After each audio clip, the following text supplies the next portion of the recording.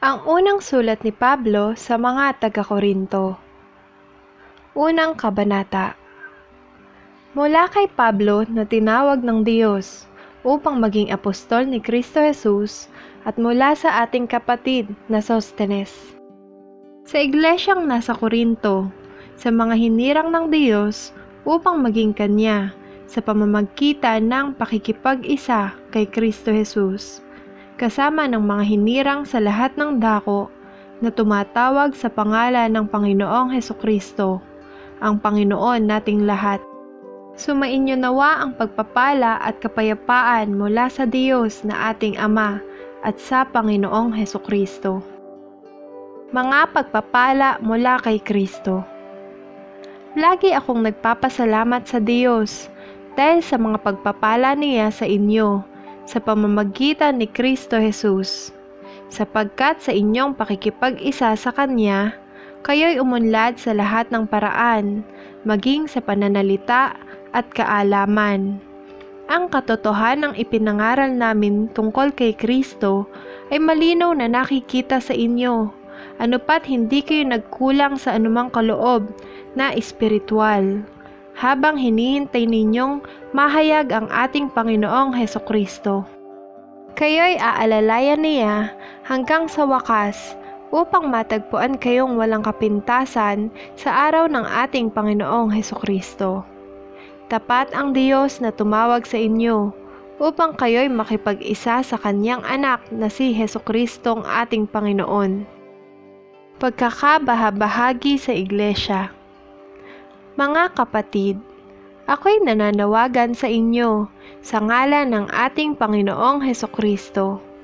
Magkaisa kayo sa pananalita, isip at layunin upang mawala sa inyo ang pagkakabahabahagi, sapagkat ibinalita sa akin ng mga tauhan ni Chloe na kayo raw ay may mga alitan. Ito ang tinutukoy ko. Sabi ng isa, kay Pablo ako. Sabi naman ng isa, ako'y kay Apolos. May iba namang nagsasabi, kay Pedro ako. At may nagsasabi pang, ako'y kay Kristo.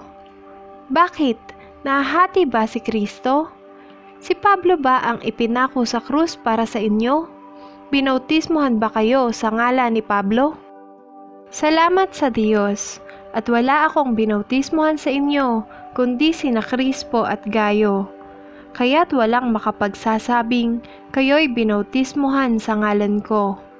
Maalaala ko nga pala, binautismohan ko rin ang sambahayan ni Estefanas. Maliban sa kanila'y wala na akong natatandaang binautismohan ko. Sapagkat sinugo ako ni Kristo, hindi upang magbautismo, kundi upang mangaral ng mabuting balita. Ipinangaral ko nga ito, ngunit hindi sa pamamagitan ng pananalitang batay sa karunungan ng sanlibutan, upang sa gayo'y hindi mawala ng kabuluhan ang kamatayan ni Kristo sa krus. Si Kristo ang kapangyarihan at karunungan ng Diyos. Sa mga napapahamak, ang aral tungkol sa pagkamatay ni Kristo sa krus ay kahangalan. Ngunit sa atin na mga inililigtas, ito'y kapangyarihan ng Diyos. Sapagkat nasusulat, sisirain ko ang karunungan ng marurunong at pawawalang kabuluhan ang katalinuhan ng matatalino. Ano ang kabuluhan ngayon ng marurunong, ng mga eskriba, ng mahuhusay na debatista sa daigdig na ito? Ipinakilala ng Diyos na ang karunungan ng sanlibutang ito ay kamangmangan. Sapagkat ayon sa karunungan ng Diyos, hindi niya itinulot na siya'y makilala ng tao sa pamamagitan ng karunungan ng sanlibutang ito. Sa halip, minarapat niyang ang mga nananalig sa kanya'y iligtas sa pamamagitan ng mabuting balita na aming ipinangangaral, ngunit ipinalalagay naman ng sanlibutan na isang kahangalan. Ang mga Hudyo'y humingi ng kababalaghan bilang katunayan. Karunungan naman ang hinahanap ng mga Griego. Ngunit ang ipinangangaral nami, si Kristong ipinako sa krus, isang katitusuran sa mga Hudyo at kahangalan para sa mga Hentil. Subalit sa mga tinawag ng Diyos, maging Hudyo at Griego, Si Kristo ang kapangyarihan at karunungan ng Diyos. Sapagkat ang inaakala nilang kahangalan ng Diyos ay karunungang higit kaysa lahat ng karunungan ng tao, at ang inaakala namang kahinaan ng Diyos ay lakas na higit sa lahat ng kalakasan ng tao. Mga kapatid, alalahanin ninyo ang inyong katayuan nang kayo'y tawagin ng Diyos. Iilan lamang sa inyo ang sa paningin ng sanlibutan ay marunong, makapangyarihan at maharlika.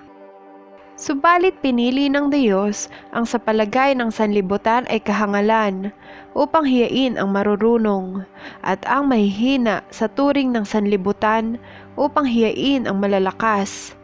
Pinili niya ang mga itinuturing na hamak, walang halaga at walang kabuluhan sa sanlibutang ito, upang pawalang halaga ang mga itinuturing na dakila sa sanlibutan. Kaya't walang maaaring magmalaki sa harapan ng Diyos. Sa Kanya mula ang ating pakikipag-isa kay Kristo Jesus na ginawang karunungan natin. Sa pamamagitan niya, tayo pinawalang sala ng Diyos, pinapaging banal at iniligtas. Kaya nga, tulad ng nasasabi sa kasulatan, ang Panginoon ang dapat ipagmalaki ng may ibig magmalaki.